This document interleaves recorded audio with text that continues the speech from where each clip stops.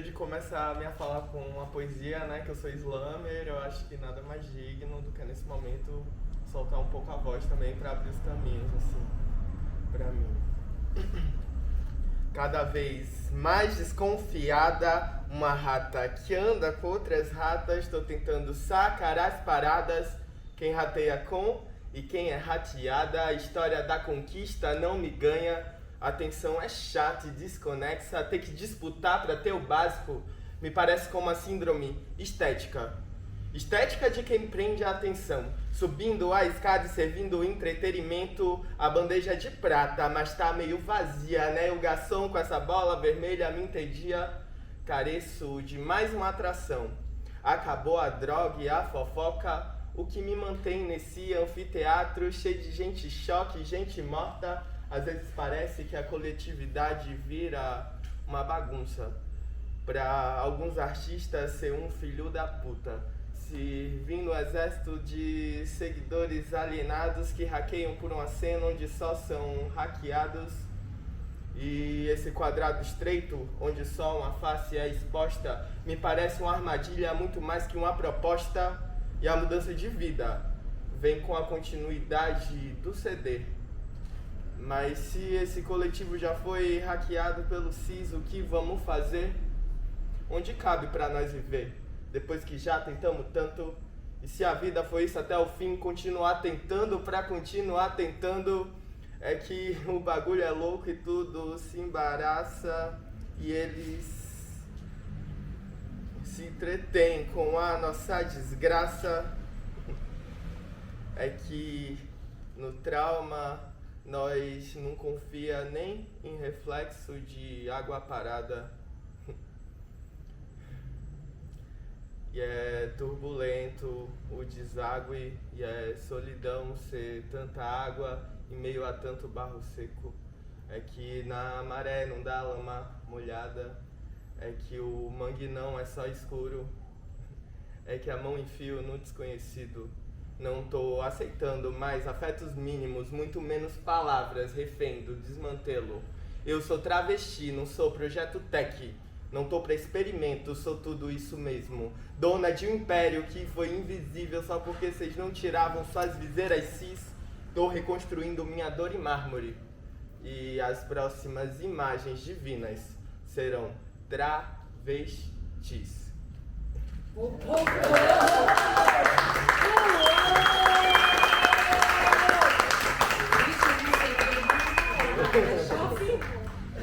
Eu até me desconcentrei.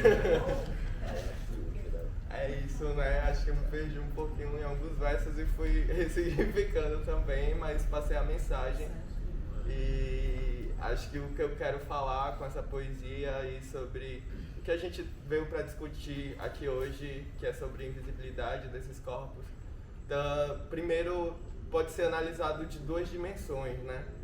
Acredito que da dimensão estrutural, pensando em como a sociedade nos coloca, e da dimensão individual, subjetiva também, de como a gente se coloca na sociedade, como a gente responde a partir do que a sociedade nos coloca. Eu me chamo Alice Cavalcante, vim do interior, do Agreste, da Paraíba, de Alagoinha faz 9 anos, tenho 24 anos atualmente, sou produtora cultural, slammer, estou me formando em serviço social, quase lá. E meio que dentro desse processo de migração do interior para a capital, eu acho que eu vivenciei muitas coisas, assim. Muita gente em João Pessoa que eu conheço, inclusive, que fazem parte do meu ciclo, também vivenciou esse processo de migração, não são exatamente de João Pessoa. Então acho que João Pessoa tem muito disso também, né? De carregar diversas pessoas, de diversas culturalidades, sejam do interior mesmo da Paraíba, seja de outros lugares. Eu sempre, desde pequena, acredito que me questionei muito sobre que lugar eu habitava e sempre estive muito nesse lugar de me questionar sobre quem eu era, onde eu estava, a que eu pertencia. Acredito que principalmente por fazer parte de um núcleo ali familiar cristão, evangélico, da Assembleia de Deus. Eu, nasci num berço de uma família evangelizada Mas com o tempo também, com esse processo de migração, com minhas pesquisas individuais, fui reconhecendo que minha família não partia desse lugar, apesar de ser uma família, enfim, que é atravessada por esses processos, né, por essa violência, e uma família que, tipo, enfim, miscigenada, tanto que minha mãe tem a pele branca, né, e a família dela é majoritariamente de pele escura, negra ou indígena. E meu pai, ele é a pessoa de pele negra, que é preto, assim, com um tom meio avermelhado, que dá para reconhecer os traços indígenas, só que a família dele carrega muito a colonialidade dentro de si, dentro dos atos, e também, tipo, muitos indivíduos, né, que também são esses descendentes dos nossos violentadores também, porque acho que é isso, né, isso é o que a ferida colonial ela nos traz. E acho que nesse ponto que a ancestralidade também, ela é carregada de dor e de cura, né? E nesse processo de me perceber e tentar me questionar, por um tempo me coloquei dentro do movimento negro mesmo, desse movimento que foi muito importante, muito chique para o meu processo de construção mesmo, de autoestima, de identidade, desse plano do subjetivo, de me entender, de entender meus traços, de não querer mais tipo, raspar ou alisar o meu cabelo, e de me perceber dentro da sociedade enquanto uma pessoa não branca que estava sofrendo racismo dentro da minha própria família, porque sempre era colocada diante das relações num lugar tipo, de subserviência, de estar sempre tendo que estar disponível para conseguir ter o mínimo de afeto ali disposto para mim, né? E para fora da família também, em outros espaços, sofrer e atravessar, mas ao mesmo tempo me perceber enquanto a pessoa não retinta, não preta, sabe? E ficar nessa confusão de, tipo, em que lugar eu habito. E recentemente, tipo, tenho me percebido nessa vontade da busca pelo processo de retomada, de entender, tipo, que o Brasil é indígena, que toda a favela também já foi uma aldeia, que entender também o processo colonial que tomou ali a minha cidade, a região de onde eu vim, né?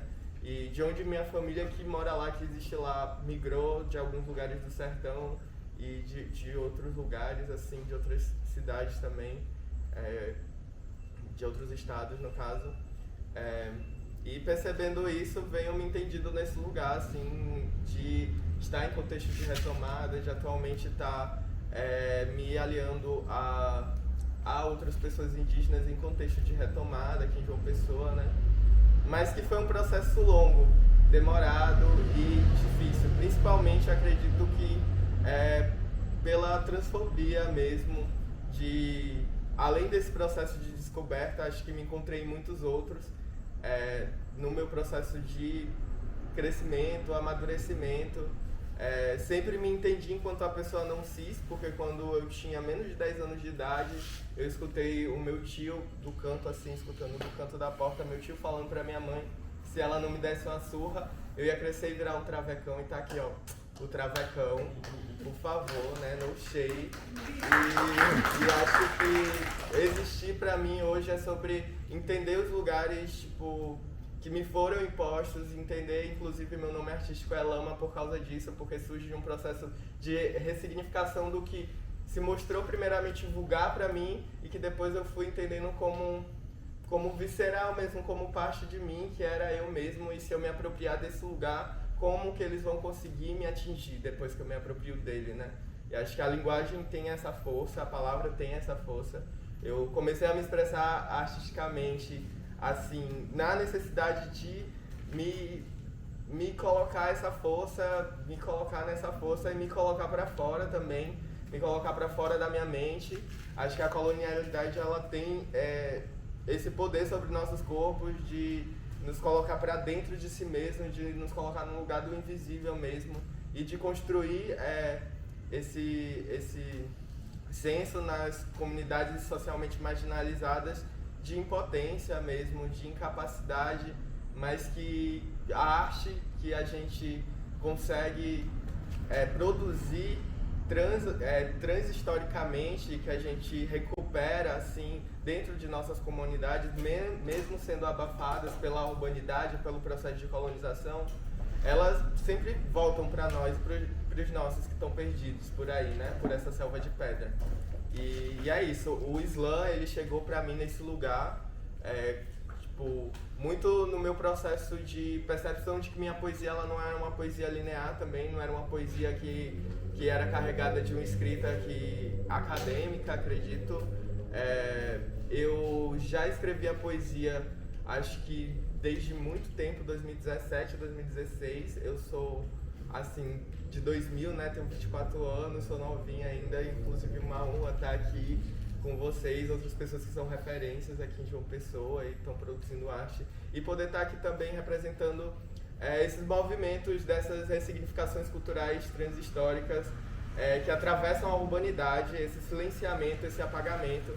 Porque, por exemplo, quando eu penso que eu nasci num lar cristão, mas que eu sei que minha família carrega, tipo, uma culturalidade dentro da culinária, dentro dos rituais, que são feitos, assim, nos processos, enfim, né, de comemoração, como São João, como outros processos, assim, tipo, minha avó sempre juntava todo mundo para fazer comida de milho lá na casa dela, e isso era o processo de entender ali que a gente estava rompendo aquela lógica nuclear de cada filho na sua casa e estava de novo retomando um lugar de aldeia, sabe, tipo, e de acertamento dentro da comunidade. E é muito maluco pensar isso assim, porque minha mãe vivenciou o contexto não urbano, né?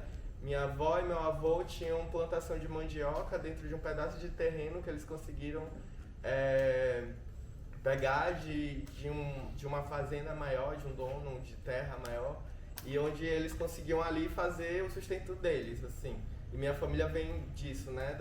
Do mercado da mandioca, da farinha de mandioca, e carrega todos esses signos, essas significâncias que tipo, vem de algum lugar, sabe? Só que existe o não falado, esse lugar do invisível, do que não é comunicado. Das entrelinhas, as minhas tias sempre falavam de quando minha avó benzia alguém, mesmo ela sendo católica ainda, e tipo, do quanto ela usava ainda das práticas, inclusive ancestrais, espirituais ali, no escondido, quando alguém tinha alguma enfermidade na cidade, e essa pessoa era até crente também, mas ia lá e era benzida e tipo, enfim, né, perceber isso é perceber também o quanto a gente resiste dentro desses apagamentos, desses silenciamentos, apesar de tudo, né.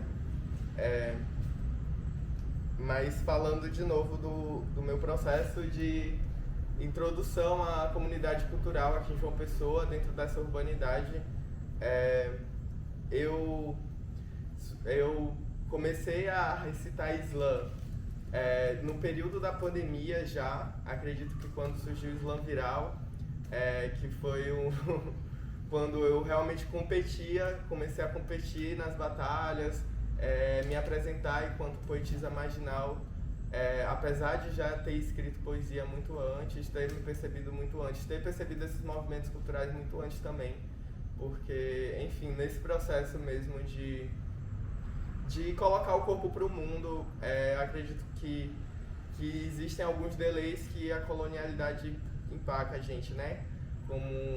Como eu falei na poesia, meu medo foi colonizado, colocaram nele a culpa, a vergonha ou o apego, e eu acho que o medo é uma ferramenta que é do nosso corpo, assim, do cuidado, de se atentar a situações perigosas, mas a colônia, ela transmuta ele para um lugar do silenciamento, de nos deixar dócil, de fazer com que esse medo se torne culpa, que esse medo se torne vergonha, que esse medo se torne um apego, o medo de perder algo.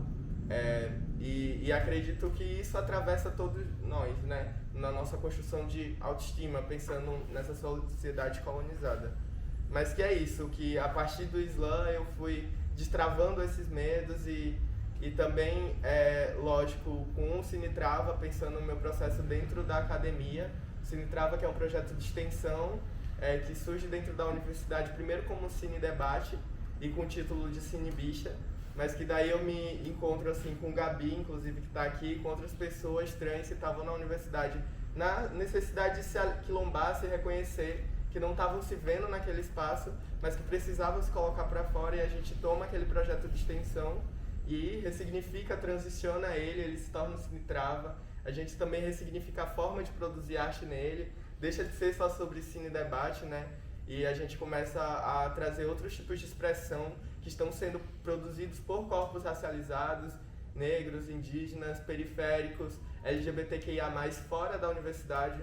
E a Cine Trava também começa a ter esse processo de se tornar um projeto de extensão que não é levar a universidade para fora dela, para a sociedade, mas levar a pesquisa feita, o conhecimento construído e a arte e os processos culturais construídos de fora da universidade para dentro dela, e apresenta à universidade outras formas de fazer mesmo, outras formas de compartilhar conhecimento, de fazer arte e cultura.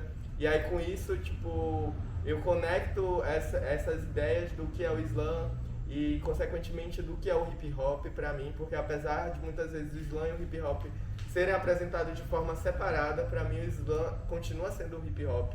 Se a gente pensa o que o hip hop representa dentro da urbanidade, e a partir disso também, durante esse processo de pandemia, durante esse processo que eu estava estudando no Islã e que estava produzindo ainda o projeto de extensão, né, tentando criar formas de fazer arte num meio virtual, tentando entender como ressignificar esses espaços, e cada vez mais sendo abafadas e jogadas nessa margem, não só mais territorial agora, mas uma margem tipo de individualização extrema mesmo, que foi o que a pandemia nos jogou, né, e o que ela causou. Eu acredito que a cena cultural, os movimentos culturais se apagaram muito no período de pandemia que João Pessoa, tanto que o Centro Histórico volta depois e a gente percebe esvaziamento, o quanto de casa cultural que tinha nesse Centro Histórico antes da pandemia, mas que também é um processo que antecede a pandemia, né? A pandemia só coalizou mesmo. E aí é isso. Aí, tipo, dentro da Cine Trava, e junto com essas pessoas que eu tava aquilombando, e junto com outros movimentos que tipo, LGBTQIA+, inclusive, a gente, tipo, reconhece e dialoga com um movimento construído nessa urbanidade que vem de fora, assim como o hip hop, que é a Ballroom, né? Se conhece e conecta uma arte que estava sendo produzida já aqui por outros artistas LGBTQIA+, e por outras pessoas, como cito de novo, a Gabi, a Ira, a Fio e outras pessoas LGBTQIA+, que já conduziam uma construção estética mesmo do que é essa arte LGBT que é feita na cidade, o que é essa arte trans, essa arte subversiva mesmo. A Dorothy, principalmente, que vem lá de Campina e que já vem com um coletivo que é a Casa da Baixa Costura, que antes de ser Ballroom foi um coletivo de moda também e de produção cultural independente, e que começa a trazer a Ballroom. E o que é Ballroom? Acho que quem sabe o que é Ballroom, algumas pessoas acreditam que saibam, mas normalmente nem todo mundo sabe, né, nas rodas que eu chego. E a Ballroom é um movimento que surge na Norte América, dentro das periferias norte-americanas, criada por pessoas LGBTQIA+, principalmente pessoas trans e travestis pretas, racializadas, latinas, que estão ali numa extrema marginalização social e que precisam, a partir dos seus aquilombamentos, formas de aquilombar dentro dos bueiros, em meio à rua, em meio àquela marginalização estética, inclusive, e depois vem a crescente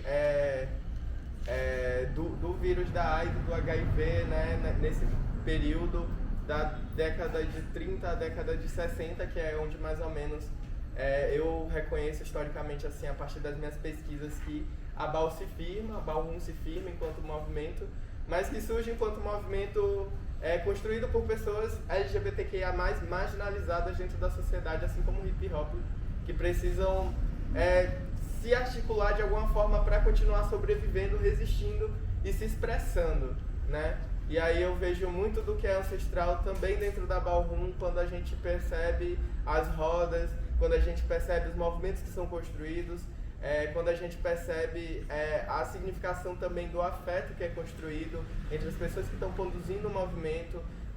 Na Ballroom existe as casas que são os lugares onde os grupos são acolhidos, as pessoas se acolhem, dentro das casas, e dentro de cada casa existe uma forma de produzir aquele movimento diferente também. Na Ballroom existe a categoria de dança, que é a Vogue, que todo mundo conhece. Eu acho que principalmente todo mundo conhece a Ballroom pelo Vogue, ou pelo menos conhece o Vogue, que é realmente um estilo de dança mundializado, mas que não só é isso que faz a Ballroom, né? E aí, tipo, existem as categorias estéticas, existe o momento da Ball, onde tem todas as categorias, onde existem as disputas, que acho que acontecem meio que similar ao que é as disputas das batalhas, que acontecem nas praças, mas que com certeza com outra estrutura completamente diferente, porque é construído por outras pessoas em outro espaço, em outros movimentos, e que, assim, esse movimento se produz mesmo, assim, como uma forma de ressignificação do meio do silenciamento urbano, da selva de pedra, entre corpos que são socialmente marginalizados e que se movimentam para sair dessa marginalização a partir do lugar do aquilombamento, do afeto, né? E acho que é aí também que o movimento da Ballroom e o hip hop se encontram, né? Nesse contexto de marginalização causada pela urbanidade, pela construção dessa colonização mesma, desse sentido de progresso, dessas cidades, desses prédios que são construídos cada vez mais altos e que nos distanciam cada vez mais da terra. E eu acredito que é importante que a gente pense nesses novos movimentos culturais, construindo na marginalidade também, e pense no diálogo que eles podem ser feitos com os movimentos que estão mais ligados com a terra, com as culturas populares, enfim, né? Hoje no Brasil eu já vejo diversas pessoas da Ballroom, por exemplo, mesclando a Ballroom, o Vogue com a capoeira, mesclando com o coco, com brega funk, com outros estilos musicais que surgem também de dentro das periferias no contexto urbanizado, e a força, a potência que se tem quando se assume a fragmentação da sociedade, os espaços de silenciamento, e começam a se dialogar essas culturalidades do que vem do pós-colonial e do que resiste do pré-colonial, é muito forte para mim, porque eu acho que representa o que é esse eixo histórico mesmo, como a gente resiste transhistoricamente, como a gente recria nossas tecnologias em meio ao nada. Porque, por exemplo, eu começo minha poesia falando e usando a simbologia do rato. O que é o rato? Nada mais que um animal que, dentro da urbanidade da rua, ele é um animal completamente que se constrói uma carranca sobre o rato, né? Uma coisa de medo, de nojo. Ele é um animal que é avesso à higienização mesmo, porque ele tá no lugar do sujo, mas ele é um animal selvagem, tão selvagem quanto os outros. E aí, tipo, trago pro contexto porque mais Nordeste, Paraíba, pensando o Timbu também, se a gente for construir essas significâncias pensando em animais. O Timbu é um animal que é visto assim com um medo extremo, representa esse nosso medo colonial do que é a selva, do que é o selvagem, e nada mais é do que a natureza, né? E que é a natureza que é assim, demonizada, mas que cria formas e resiste dentro da selva de pedra, dentro desses ambientes urbanos, assim. E aí acredito que a gente se recria em meio à marginalidade, em meio à invisibilização, a gente cria formas, a gente se reaquilomba e se movimenta, e falo de se recriar porque você citou esse termo, e acho muito importante a gente pensar o se recriar e como a sociedade vem se recriando e como a gente recriar uma sociedade mais sustentável mesmo, e que resista, e que as culturas ancestrais, as culturas e os movimentos populares, que a nossa ancestralidade mesmo resista em meio ao silenciamento, mas que a gente não esqueça também dos movimentos que a gente faz para lidar e para hackear os espaços urbanos, para conseguir ressignificar nossas culturalidades, se reconhecer dentro dentro do que já foi terra e que hoje é concreto, né? E acredito que é bem por aqui. Eu peço perdão se eu me perdi um pouco na minha fala. Eu trouxe um roteirinho do que eu ia falar, assim, bem direitinho, mas não consegui me guiar pelo roteirinho e fui fluindo. Mas acho que é isso.